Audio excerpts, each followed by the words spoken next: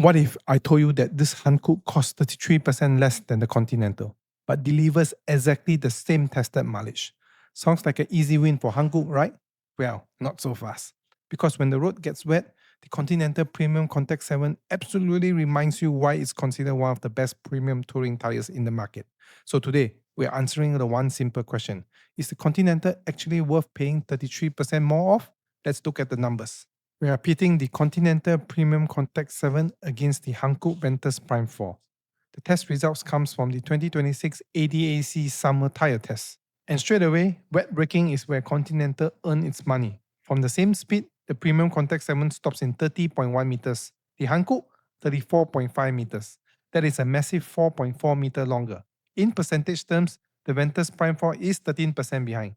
And 4 meters might not sound dramatic on paper, but in an emergency braking situation, that can literally be the difference between stopping safely and still traveling when the Continental has already stopped. And Continental keeps the advantage in aquaplaning. The PremiumContact 7 reaches 79.7 km per hour slipping speed before aquaplaning, while the Hankook manages 72.9 km per hour. That puts the Ventus Prime 4 around 9% behind. So again, if you regularly drive through heavy rain or highways with standing water, Continental gives you the larger safety margin. And at this point, you can already see the pattern. The Continental is expensive, but its wet performance is genuinely better. Now let's move on to dry roads, where the PremiumContact 7 stops in 35 meters, while the Ventus Prime 4 stops in 36.7 meters. So Hankook is around 5% behind. Continental wins again, but unlike wet braking, I could not call this difference enormous. For normal everyday driving, both tires are already performing at a very high level. So dry braking goes to Continental, but Hankook is still very competitive here. Mileage is where things get very interesting, because you might expect the cheaper Hankook to sacrifice tire life. It does not. The Conti PremiumContact 7 has an expected life of 44,700 kilometers, while the Ventus Prime 4 has 44,700 kilometers as well. Exactly the same. 0% difference. And considering Hankook is significantly cheaper, this is probably the strongest argument in the entire comparison. You're not buying cheaper tire that automatically replacing it sooner. According to this test, the mileage is identical.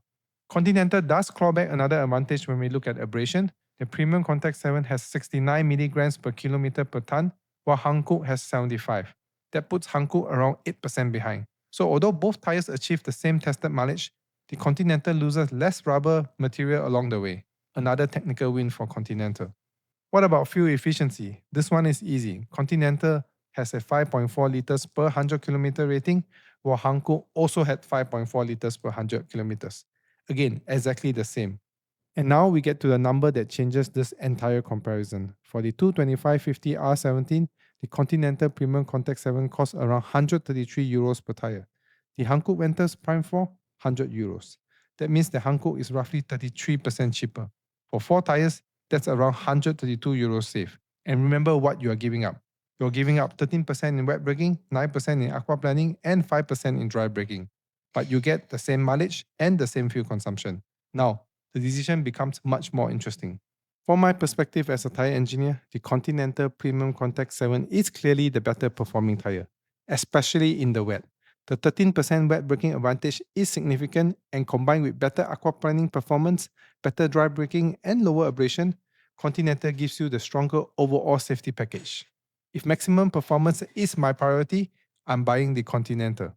But the Hankook Ventus Prime 4 might actually be the more impressive value proposition, because for 33% less money, you still get the same tested mileage, the same fuel consumption, and a very respectable dry road performance. So, if I'm trying to maximize performance per euro, the Hankook is extremely difficult to ignore.